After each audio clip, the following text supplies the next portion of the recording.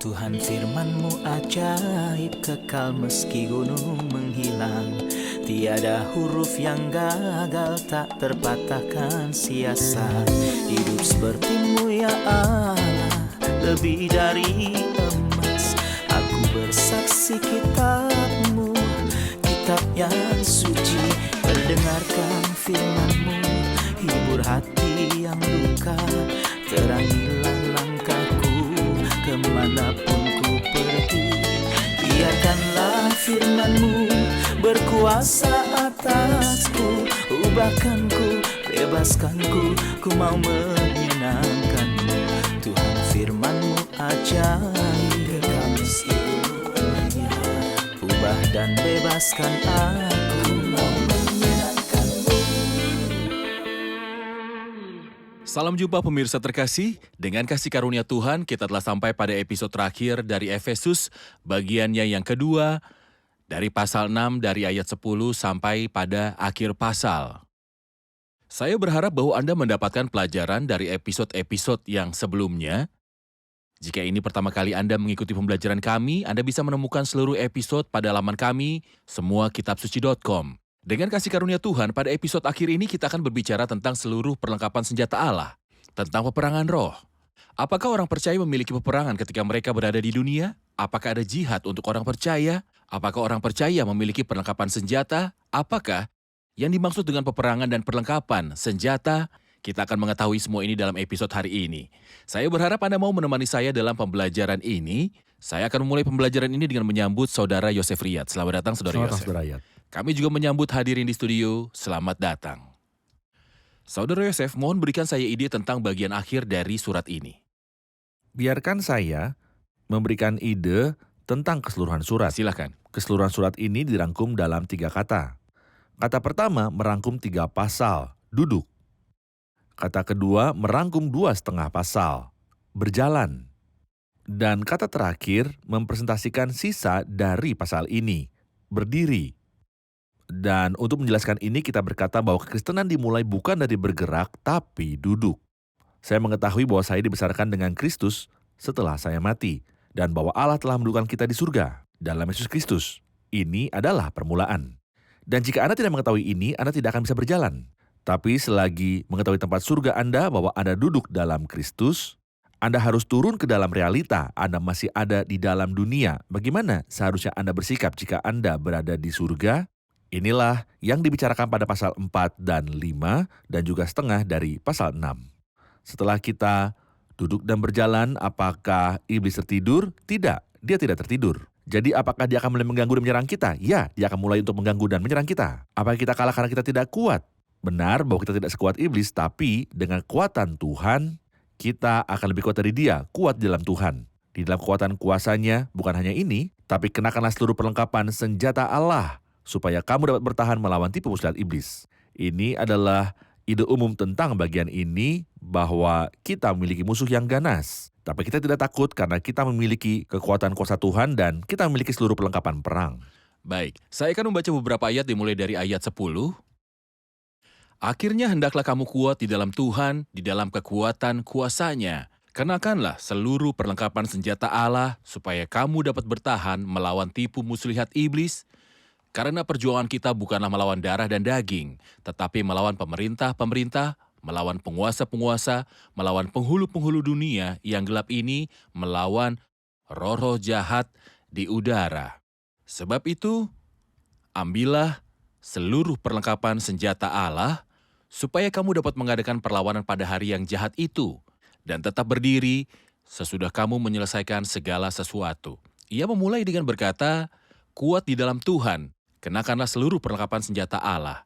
Sebelum kita berbicara tentang perlengkapan senjata, kita ingin tahu, apa tabiat dari musuh dan peperangan ini? Siapakah musuh kita, Saudara Yosef? Tentunya kita tidak memiliki musuh jasmani dan kita tidak berperang dengan darah dan daging. Ini artinya bahwa kita tidak memiliki musuh manusia. Tapi kita berperang seperti yang ia katakan, melawan pemerintah-pemerintah, melawan penguasa-penguasa, melawan penghulu-penghulu dunia yang gelap ini, melawan roh-roh jahat di udara. Ketika saya berkata bahwa kita tidak memiliki musuh jasmani, ini adalah fakta. Kita benar-benar tidak memiliki musuh jasmani karena Kristus berkata kita harus mencintai musuh kita. Tapi bukan berarti kita menganggap remeh pertempuran kita. Justru sebaliknya, pertempuran ini lebih berbahaya karena lawan kita bukan manusia. Karena kalau manusia ini akan jadi mudah, tak peduli seberapa sulit musuh kita. Kita bergulat, dan kata bergulat berarti bertarung dengan tangan. Maka ini bukan perangan dari jauh, bukan. Ini adalah gulat. Ini berbahaya. Melawan siapa? Melawan pemerintah-pemerintah, melawan penguasa-penguasa, melawan penghulu-penghulu dunia. Yang gelap ini melawan roh jahat di udara. Apa yang bisa saya lakukan? Tentunya pemerintah dan penguasa adalah pangkat dari malaikat jahat. Ini bukan berarti bahwa kita memiliki peperangan dengan pemimpin dan penguasa. Bukan, Ya. ini bukan dengan darah dan daging. Benar. Maka di Membuat sini kudeta atau pemberontakan. Perang kita di sini adalah melawan barisan malaikat jahat.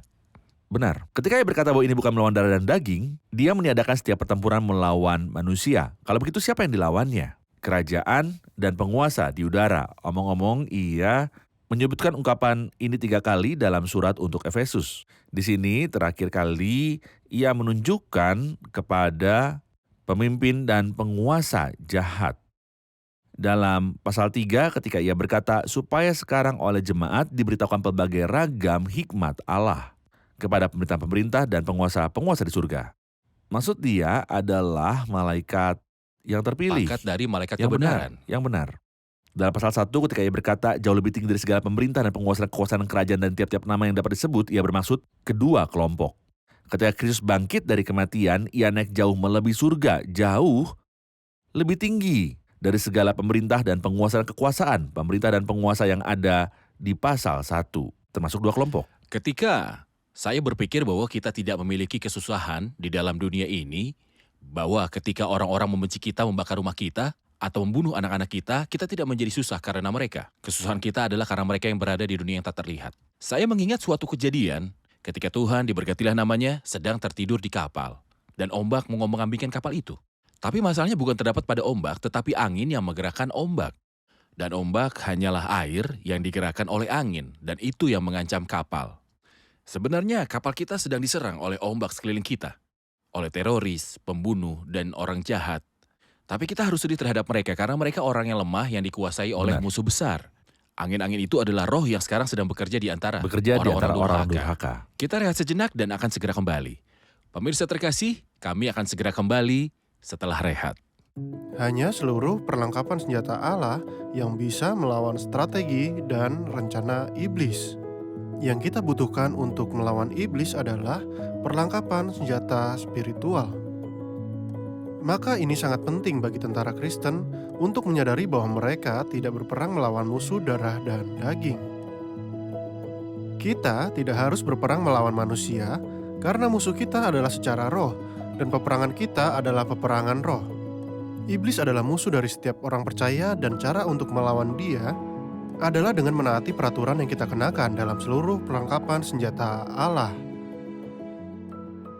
Berkuasa atasku, ubahkanku, bebaskanku, ku mau menyenangkanmu. Tuhan firman-Mu ajaib, kekal seluruhnya. Ubah dan bebaskan aku, mau menyenangkanmu. Kami telah kembali pemirsa terkasih untuk melanjutkan pembicaraan kita di bagian akhir dari pasal akhir dari surat untuk jemaat di Efesus. Sekarang kita akan mendengarkan pertanyaan hadirin. Dalam pembelajaran kita di surat ini ada ungkapan di udara. Apa yang dimaksud dengan ungkapan dalam surat ini? Ini berhubungan dengan peperangan yang ada di udara, melawan roh-roh jahat di udara. Dan di awal dari surat Efesus ini, kita memiliki berkat di sorga. Kita harus mengetahui tentang subjek ini, Saudara Yosef. Seperti yang telah kita katakan di bagian pembuka dari surat ini, di udara adalah kata kunci. Surat ini adalah surat dari surga. Maka ia menyebutkan di udara 5 kali dan menurut saya bahwa di dalam jajakinya terdapat makanan, manfaat, dan berkat. Pertama, Allah telah memberkati kita dengan segala berkat rohani, tidak hanya berkat duniawi. Karena kita tidak memiliki berkat dalam dunia tapi di surga. Dan ia berkata tentang Kristus, ia mengangkat dia dari kematian dan mendudukkan dia di sebelah kanan. Tangannya di surga, ini kedua kali dalam pasal 1. Dalam pasal 2, yang ketiga kali ia berkata bahwa Allah diangkat naik bersama dan mendudukkan kita bersama di surga dalam Kristus Yesus. Maka saat ini kita telah duduk di surga dalam Kristus Yesus. Karena Kristus ada di dalam surga dan berkat kita ada di dalam surga dan kita ada di dalam surga. Supaya sekarang oleh jemaat diberitahukan pelbagai rahmat hikmat Allah kepada pemerintah-pemerintah dan penguasa-penguasa di surga. Maka lingkaran dari kesaksian kita bukan hanya di dunia dan untuk manusia saja, tapi kita mengajarkan malaikat di surga dengan pelbagai ragam hikmat Allah. Jika berkat kita adalah di surga, kesaksian kita ada di surga, dan kita duduk di surga, kita tidak boleh melupakan bahwa musuh kita ada di udara juga, karena berkat kita bukan berkat duniawi. Dan peperangan kita bukan peperangan duniawi. Musuh kita bukan musuh duniawi. Lalu apa? Berkat kita adalah berkat surgawi. Beberapa telah membandingkan antara kitab Yosua dan surat kepada Efesus. Dalam kitab Yosua ada 3 berkat duniawi dan peperangan duniawi. Dalam surat untuk Efesus ada berkat surgawi dan akibatnya terjadi perang memperebutkan kepemilikan. Bukan perang menggunakan pedang, panah, atau tombak. Bukan secara material, tapi peperangan rohani seperti yang ia beritahukan pada kita dalam pasal yang kita akan pelajari sekarang. Hal yang bagus karena Anda menyebutkan bahwa ini bukan peperangan untuk mendapatkan warisan. Saya tidak akan berperang untuk warisan, karena saya sudah menjadi ahli waris. Saya memiliki ahli waris, maka saya berperang untuk menikmati apa yang telah diwarisi kepada saya. Benar. Kekristenan tidak mengajarkan saya bahwa saya harus tetap bergumul. Maka mungkin saya akan mendapatkan warisan, atau mungkin tidak. Tapi Atau karena mungkin saya tidak. telah mendapat warisan, saya Benar. telah duduk di surga, dan kaki saya ada di dunia, maka saya sedang menikmati warisan. Ya, benar. Maka peperangan ini adalah untuk menikmati warisan. Tepat. Dan kita memiliki konsep dalam Alkitab bahwa permusuhan kita bukan dengan dunia yang terlihat, tapi peperangan dengan daging kita sendiri dan dengan konsep dari dunia. Dan di sini peperangan melawan penguasa jahat di udara. Benar. Mohon berikan ide tentang bagian yang akan datang, kenakanlah seluruh perlengkapan senjata Allah. Apakah perlengkapan senjata Allah itu? Kita sering dengar tentang senjata. Dan dunia ini sekarang sedang dalam peperangan. Dan orang-orang dipanggil untuk perang menggunakan senjata, membunuh dan memusnahkan. Banyak yang baca bagian ini dan berkata Alkitab mengajarkan bahwa ada peperangan dan senjata. Kita belajar bahwa ini peperangan rohani. Mohon Ya, jelaskan tentunya kita tentang memiliki senjatanya. peperangan dan kesusahan dan juga senjata. Tapi lihatlah senjata ini. Saya akan bacakan hanya judulnya. Senjata ini terdiri dari 7 bagian. Bagian pertama adalah kebenaran. Bagian kedua adalah keadilan. Bagian ketiga adalah damai. Tentu ia bicara lebih detail tentang mereka, tapi saya hanya menyebutkan judulnya. Judulnya. Judul. Kemudian keselamatan, dan selanjutnya firman Allah. Dan selanjutnya doa. Ini adalah senjata itu. Kebenaran, keadilan, damai, keselamatan, dan iman. Firman Allah dan doa. 1-7 tahun, tapi apa artinya? Ini bukan bom atau dinamit, korset detonasi atau eksplosif. Ini bukan peperangan kita, ini bukan Kristus. Kita belum begitu mempelajari Kristus. Ketika Petrus berbuat kesalahan dan mengambil pedang itu, Kristus menegur dia secara langsung dan memperbaiki apa yang telah diperbuat Petrus ketika ia motong telinga seseorang dan berkata kepadanya, semua yang menggunakan pedang akan dimusnahkan oleh pedang, dan kita sudah melihat pembunuh akan dibunuh. Ini adalah peraturan Allah. Jika Anda membunuh, Anda akan dibunuh. Kita tidak membunuh. Kita bersedia untuk bertahan terhadap semuanya karena Kristus, dan Tuhan akan membela kita dengan caranya yang ajaib yang melampaui segala pengetahuan. Maka kita memiliki peperangan, ya. Apa kita memiliki perjuangan? Ya. Apa kita memiliki senjata? Ya. Apakah itu? Kebenaran, keadilan, damai, keselamatan, firman Allah, dan juga doa. Salah satu dari mereka yang berada di bawah ilusi bahwa mereka pernah menjadi pemikir, mengklaim bahwa gereja penuh dengan senjata. Dan bahwa biara-biara penuh dengan senjata dan umat Kristen mempunyai senjata. Faktanya, jika yang dimaksudnya adalah seluruh perlengkapan senjata Allah, maka gereja penuh dengan Dari hal-hal jenis rohani, ini. senjata Alkitab. Dalam gereja ada doa yang dinaikkan dan ini adalah senjata yang efektif. Tapi kita tidak bermusuhan dengan manusia dan maka itu senjata tidak akan efektif untuk melawan musuh seperti ini. Begitu juga dengan dinamit atau pembunuhan akan bermanfaat untuk melawan roh kejahatan. Yang efektif dengan musuh seperti ini adalah menggunakan senjata Allah. Benar. Mohon berikan ide tentang beberapa bagian dari senjata Allah, Saudara Yosef. Ini dimulai dengan kenakanlah seluruh perlengkapan senjata Allah, supaya kamu dapat bertahan melawan tipu muslihat iblis. Sebelum berbicara tentang bagian-bagian ini, apa maksud tipu muslihat iblis? Dikatakan hari-hari ini jahat, dan di sini ia berbicara tentang tipu muslihat iblis. Apakah sama? Tidak. Seluruh periode dari kedatangan Kristus sampai hari kedatangannya kembali dinamakan karena hari-hari ini adalah jahat. Memang pada dasarnya hari-hari ini adalah jahat. Tapi dalam hidup orang percaya ada hari yang dinamakan hari jahat. Contohnya ketika Yusuf diperhadapkan dengan godaan. Ini yang disebut hari jahat. Dan jika ia tidak mengenakan baju zirah keadilan, di dadanya panah api dari wanita ini akan menembus dia. Tetapi ia mengenakan baju zirah keadilan. Bagaimanakah mungkin aku melakukan kejahatan yang besar ini?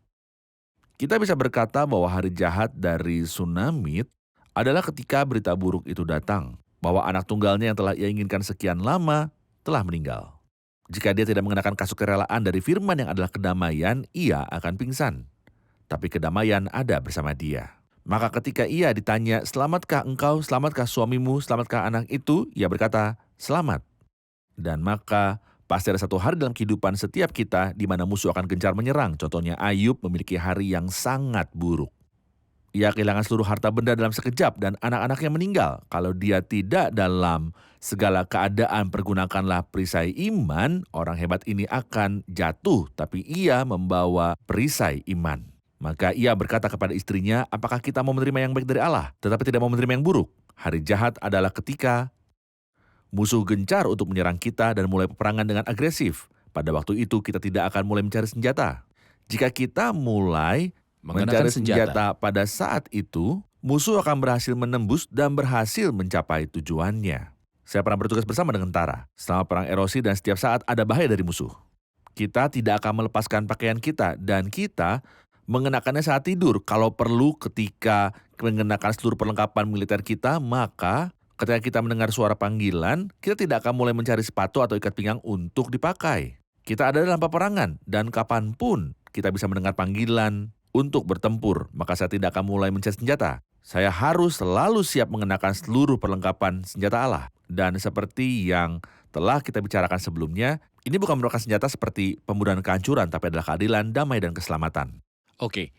Mari kita bahas bagian-bagian senjata ini. Dikatakan, jadi berdirilah tegap, berikat pinggangkan kebenaran, dan berbaju zirahkan keadilan. Saya butuh komentar tentang bagian-bagian ini. Ikat pinggang dan baju zirah. Ikat pinggang adalah sabuk militer. Tidak ada yang bisa menjadi tentara tanpa ikat pinggang. Ikat pinggang adalah yang mengikat pinggang. Agar kita bisa siap dan siap bekerja. Kita ada di dalam pertempuran, kita tidak boleh tertidur. Kita tidak sedang bermain, kita dalam pertempuran. Hal kedua adalah baju zirah keadilan. Baju zirah keadilan sama dengan sabuk anti peluru yang dikenakan oleh presiden ketika mereka menjadi target penembakan. Maka Anda harus melindungi dada Anda dengan perisai logam yang akan melindungi Anda dari anak panah. Tapi kita harus mengenakan keadilan untuk melindungi diri kita dari panah api si jahat, seperti Yusuf yang mengenakan baju zirah keadilan. Maka anak panah itu tidak bisa tembus. Kemudian dikatakan kakimu berkasutkan kerelaan untuk memberitakan Injil damai sejahtera. Dalam segala keadaan pergunakanlah perisai iman. Apakah persiapan dalam firman damai sejahtera dan perisai iman? Bahwa Anda selalu memiliki kedamaian yang menyebar kepada orang-orang sekeliling Anda. Bahwa Anda membawa damai kepada mereka yang ada di sekitar Anda. Ini adalah persiapan firman damai sejahtera. Terkait dengan iman, kita telah berkata bahwa Yakub membawa perisai iman. Perisai ini bergerak ke segala arah karena saya tidak bisa mengetahui dari arah mana panah api itu akan datang. Maka saya menggenggam perisai ini di tangan saya. Saya mengenakan baju zirah tapi juga menggenggam perisai dan bergerak ke segala arah. Dari manapun anak panah itu datang, saya sudah memiliki perisai iman. Percaya yang artinya tenang dalam Allah. Jika Allah ada untuk kita, maka tidak ada yang bisa melawan kita. Sebab dengan perisai itu kamu akan dapat memadamkan semua panah api dari si jahat. Ya. Dikatakan bahwa perisai ini dilapisi dengan lapisan tebal dan kulit yang elastis. Ya. Untuk memadamkan semua panah api. Sebenarnya kita sering menerima panah api yang membuat kita bertanya-tanya tentang kebaikan Allah. Ya. Ketika di situasi yang sulit. Ayub berkata, apakah kita mau menerima yang baik dari Allah, tetapi tidak yang buruk? Tentu. Diberkatilah nama Tuhan. Maka perisai iman mempercayai Allah dan memadamkan seluruh panah api dari si jahat. Musuh yang jahat ini menyebabkan bencana pada Yakub dan ia langsung menyerang Ayub untuk membuat Ayub bertanya-tanya dan menjadi ragu. Tentunya ini adalah kesempatan bagi iblis. Ketika seluruh anaknya mati dalam waktu yang bersamaan dan seluruh harta miliknya hilang. Di mana Allah yang Ayub sembah? Iblis membuat bencana, kemudian datang untuk menuduh Allah di hadapan kita. Baik, kita rehat sejenak dan akan segera kembali. Pemirsa terkasih, kami akan kembali setelah rehat. Ubahkan ku bebaskanku, ku mau menyenangkanmu. Tuhan firman-Mu ajaib, kekal seluruhnya. Ubah dan bebaskan aku, mau menyenangkanmu. Kami telah kembali pemirsa terkasih untuk melanjutkan pembelajaran kita di bagian akhir dari pasal yang akhir dari surat untuk Efesus. Sekarang kita dengarkan pertanyaan hadirin. Saya memiliki pertanyaan tentang arti dari ungkapan seluruh perlengkapan senjata Allah. Ketika ia berkata berikat pinggangkan kebenaran, apakah kebenaran berarti menjadi jujur atau apa maksud dari firman Allah? Ketika ia katakan dan berbaju zirahkan keadilan, apakah ini artinya pembenaran atau hidup benar dan sikap yang saleh? Pertanyaan penting, silakan Saudara Yosef.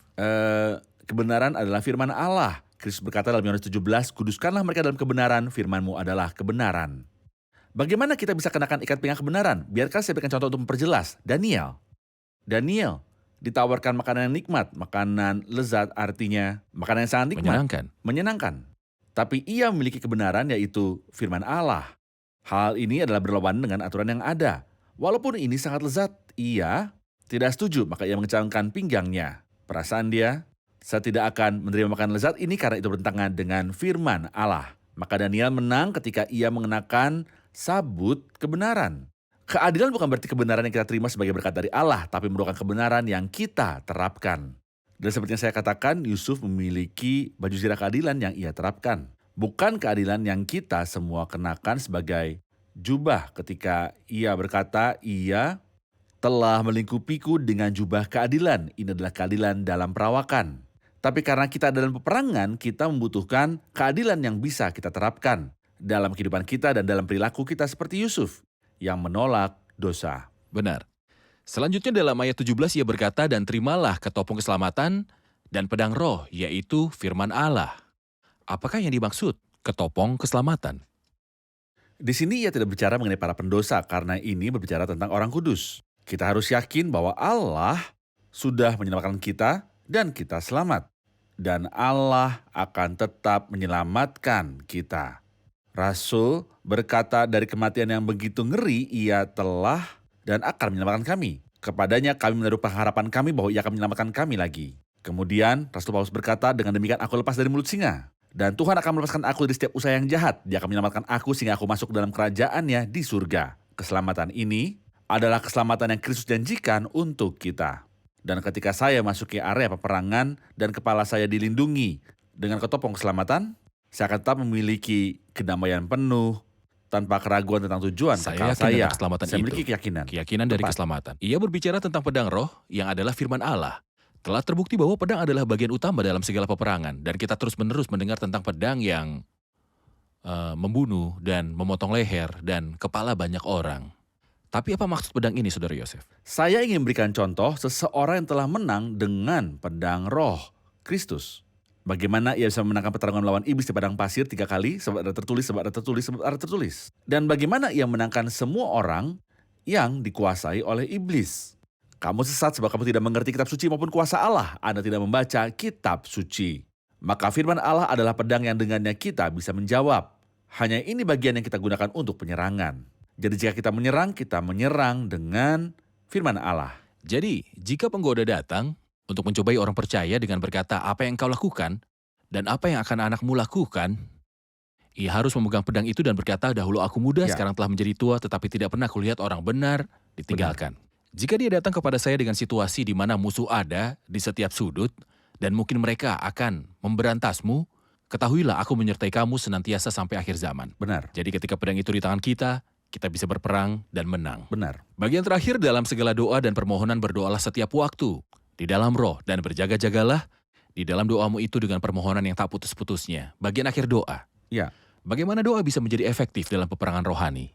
Doa bukan ketika kita masuki pencobaan, tapi berdoalah supaya kamu jangan jatuh ke dalam pencobaan. Ketika waktu saya dipenuhi dengan pekerjaan Tuhan, dengan pelayanan Tuhan, dan saya berdoa untuk orang suci, untuk diri sendiri, dan untuk rumah saya. Saya terkoneksi melalui doa kepada pusat komando. Jika tentara tidak terkoneksi dengan pusat komando, ia akan kalah dalam perang. Walaupun ia mengenakan seluruh senjata. Bahkan kalau ia mengenakan seluruh perlengkapan senjata, ia tidak akan bisa memutuskan tindakan apa yang harus dilakukan. Tapi kita terhubung dengan pusat komando dan sang panglima tertinggilah yang memberitahu kita untuk maju atau untuk melakukan ini atau melakukan itu. Ketika ia berbicara tentang doa, ia berkata, berjaga-jagalah di dalam doamu itu dengan permohonan yang tak putus-putusnya untuk segala orang kudus dan juga untuk aku. Benar. Mohon beritahu kami secara singkat tentang berdoa untuk orang-orang kudus, untuk diri kita sendiri, dan untuk para pelayan dan mereka yang bekerja untuk Tuhan. Rasul Paulus menuliskan surat ini dari penjara. Anda bisa melihat bahwa dalam seluruh surat dari penjara, ia berkata, aku mengingatkanmu dalam doaku. Aku sujud kepada Bapa Tuhan kita, Yesus Kristus. Maka ia berdoa untuk seluruh orang kudus dan meminta mereka untuk mendoakan dia seperti ia berdoa untuk mereka, ia juga butuh didoakan. Maka tidak ada satupun dari kita, tidak peduli seberapa kudus kita secara rohani, yang tidak membutuhkan doa dari sesama orang percaya. Setiap duta besar yang disambut dalam korps diplomatik, ketika duta besar ini diikat oleh rantai, ia berkata, yang kulayani sebagai utusan yang dipenjarakan. Apa yang Anda lihat dari pangkat dan keadaan Paulus? Saya lihat bahwa sekalipun tangannya dirantai, ia tidak merasa bahwa ia adalah orang yang jahat bersalah atau bahwa ia mengalami kesialan dan menjadi sengsara. Tapi ia adalah sebagai utusan, karena melalui rantai-rantai ini ia telah menjangkau tempat-tempat yang tidak pernah dia jangkau. Dalam Filipi Pasal 1 ayat 12, aku menghendaki saudara supaya kamu tahu bahwa apa yang terjadi atasku ini justru telah menyebabkan kemajuan Injil. Aku pernah berkunjung ke rumah negara dan orang kudus yang berada di rumah tangga Kaisar telah mendengar Injil. Saya akan bacakan 2 ayat terakhir dari surat ini dan saya akan meminta komentar terakhir dari Anda. Ayat 23, damai sejahtera dan kasih dengan iman dari Allah, Bapa dan dari Tuhan Yesus Kristus. Kasih karunia menyertai semua orang yang mengasihi Tuhan kita Yesus Kristus. Dengan kasih yang tidak binasa. Amin. Apa yang Anda lihat? Komentar saya pada ayat yang ke-23, kasih tanpa iman adalah sia-sia. Iman tanpa kasih adalah sia-sia. Ayat 24, kasih karunia menyertai semua orang yang mengasihi Tuhan kita Yesus Kristus dengan kasih yang tidak binasa. Artinya dengan iman, kasih karunia yang menyertai mereka. Dan sebaliknya, di akhir dari 1 Korintus pasal yang ke-16, siapa yang tidak mengasihi Tuhan, terkutuklah ia. Terkutuk jauh dari segala berkat. Benar, dia yang tidak mengasihi Tuhan Yesus Kristus mungkin menunjukkan ketertarikan yang nyata kepadanya dan penghargaan nyata kepadanya sebagai guru atau nabi atau tokoh reformasi, namun ia menyangkal ketuhanan dan keilahian dari Tuhan Yesus Kristus. Artinya ini tidak mengasihi Tuhan Yesus Kristus. Ia yang mencintai Kristus dengan ketulusan akan menyadari dia sebagai Tuhan dan Juru Selamat. Terima kasih Saudara Yosef. Kita telah di akhir episode dan di akhir surat ini saya sangat menikmati pembelajaran ini bersama Anda. Kiranya Tuhan memberkati Anda. Kita akan dengar komentar dari hadirin. Apa yang telah Anda pelajari dari surat dan episode hari ini?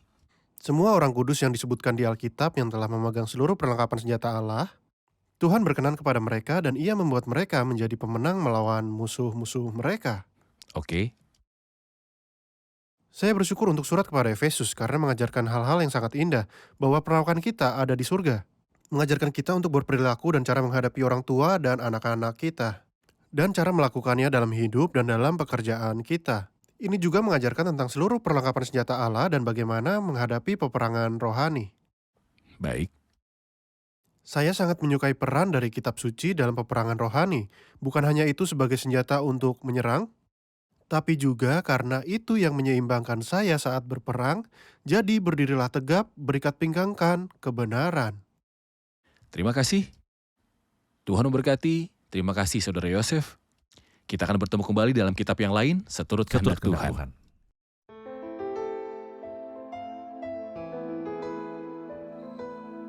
Tuhan firman-Mu ajaib, kekal meski gunung menghilang. Tiada huruf yang gagal, tak terpatahkan siasat. Hidup seperti-Mu ya Allah, lebih dari emas. Aku bersaksi kitab-Mu, kitab yang suci. Mendengarkan firman-Mu, hibur hati yang luka. Terangilah langkahku kemanapun ku pergi. Biarkanlah firman-Mu berkuasa atasku. Ubahkanku, bebaskanku, ku mau menyenangkan-Mu. Tuhan firman-Mu ajaib, kekal meskipun ubah dan bebaskan aku.